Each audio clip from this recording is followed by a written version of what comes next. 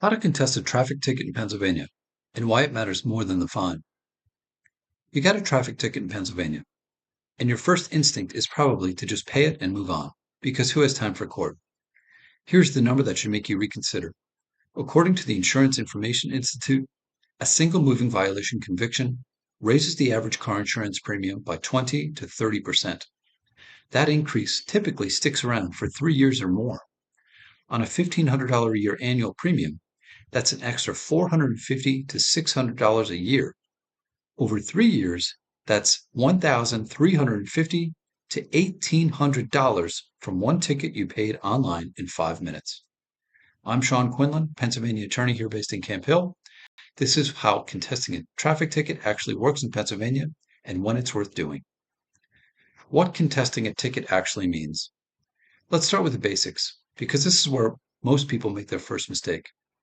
To contest a traffic ticket in Pennsylvania means you tell the court you don't accept the citation as written and want a hearing instead of simply paying it. Think of it like checking the charge on your credit card statement before it posts permanently. Once you pay a traffic citation, the system treats the matter as resolved against you, which in most cases means a guilty plea, points on your PennDOT license, and a conviction that your insurance company will see at your next renewal. According to the Pennsylvania court's own guidance, summary traffic citations can be resolved by pleading guilty or not guilty. Most people don't realize that mailing in a check is legally the same as standing in court and saying, "I'm guilty." There's no version of paying where you make the problem go away without it counting against you. That distinction matters more than the fine amount in most cases, and understanding it is the first step to making a smart decision about your ticket.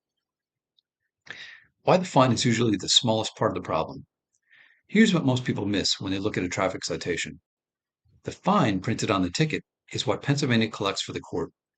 The long-term cost, the part that follows you for years, is the insurance and PennDOT consequence. According to research from Value Penguin, the average driver who simply pays a speeding ticket without contesting it ends up paying an extra $1,380 in total costs over 3 years when insurance increases are factored in. Compare that to a typical traffic lawyer fee in the few $100 range for a contested matter, and the math starts looking very different. Pennsylvania uses a point system for many traffic violations. According to PennDOT's published point schedule, here's what common violations actually add to your driving record. Speeding 6 to 10 miles per hour over the posted limit, 2 points. Speeding 11 to 15 over, 3 points. Speeding 16 to 25 over, 4 points. Speeding 26 to 30 over, 5 points. Careless driving, 3 points. Failure to stop at a red light or red signal, 3 points. PennDOT takes action when those points accumulate.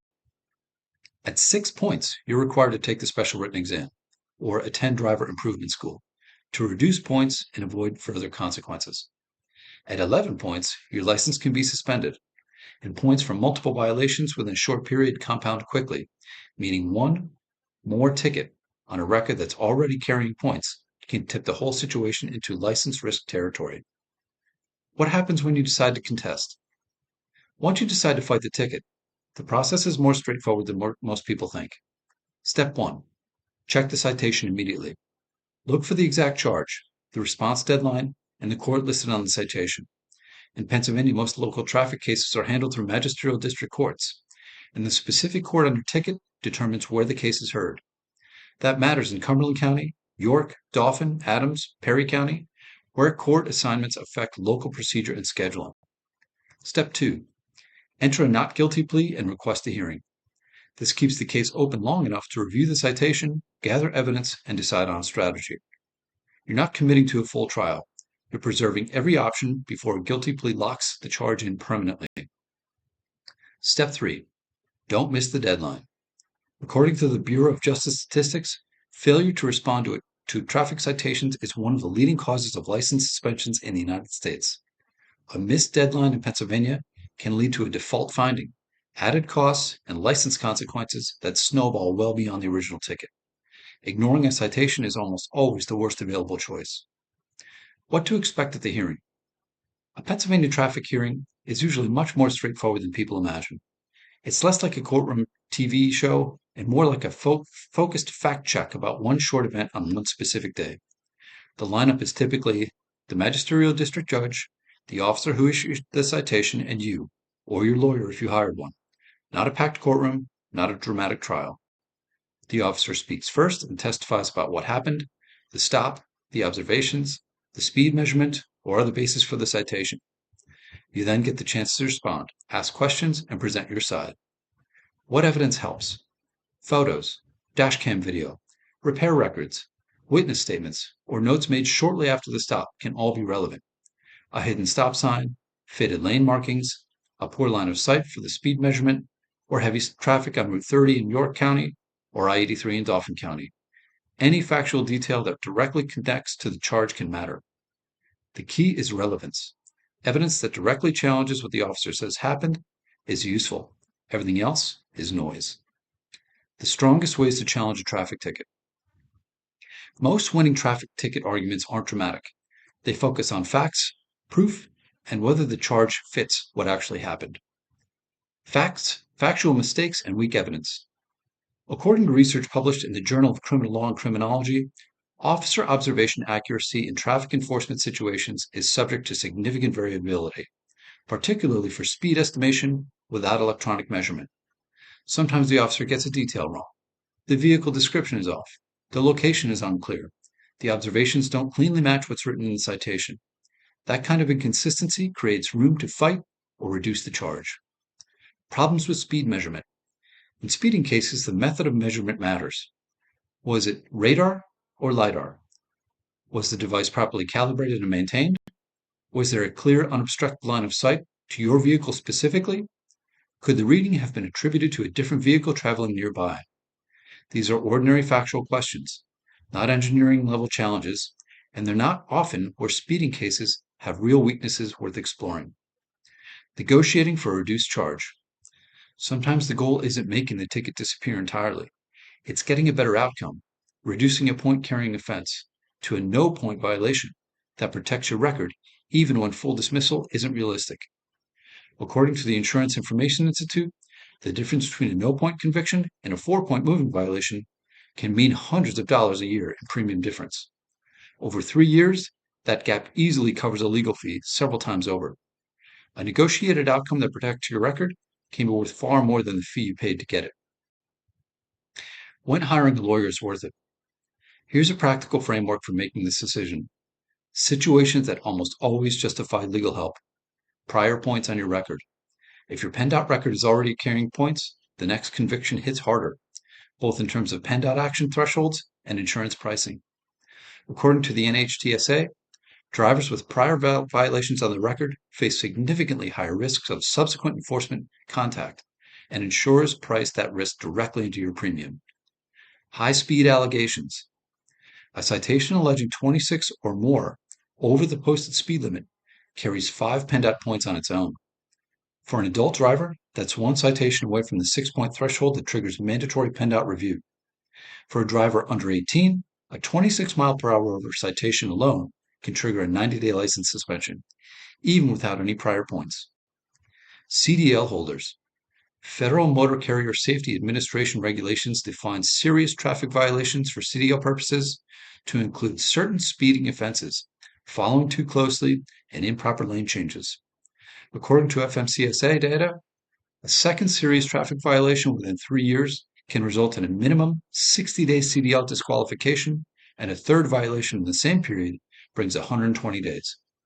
For a driver earning $50,000 to $80,000 a year annually in commercial work, that's potentially $8,000 to $26,000 in lost income from traffic citations. That number puts any legal fee in immediate perspective.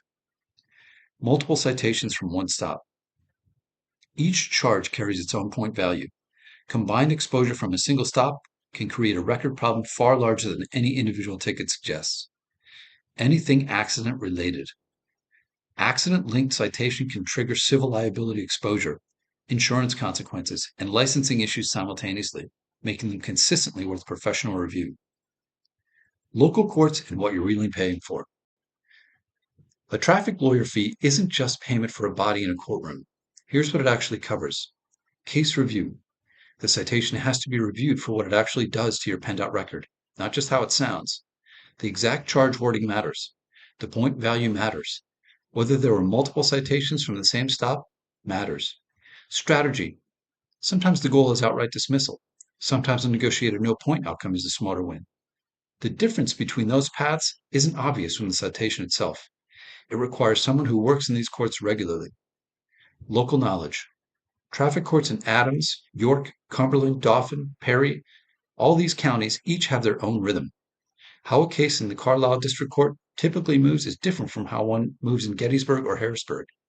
That local familiarity can shape both strategy and negotiation in ways that affect outcome. The practical result. Reducing a citation from a 4-point moving violation to a no-point outcome isn't just a legal win on paper. Over 3 years of insurance renewals, at a 20 to 30% premium difference, it can mean $1,000 or more in real savings for the average Pennsylvania driver. That's the math that makes a legal fee not just reasonable, but often the financially obvious choice. Contesting a traffic ticket in Pennsylvania isn't always the right move. By paying it without thinking about PennDOT points, the insurance math, and the license risk, that's almost never the right move either. The fine on the ticket is what Pennsylvania collects for the court. The insurance increase, the PennDOT points, and the license risk are what follows you for years. According to Value Penguin's research, the average total 3-year cost of a paid speeding ticket runs nearly $1,380. A legal fee for a contested traffic matter is often a fraction of that, and the outcome difference can be worth several times more. Start with one step, pull out the ticket, check the exact charge and the response deadline, and get a consultation before you pay. That single move preserves every option you currently have. If you've got a traffic ticket in Cumberland County, York, Dauphin, Adams, or Perry counties, reach out. Free consultation, no pressure, link is in the description. Subscribe for more straight talk on Pennsylvania traffic and DUI law. See you in the next video.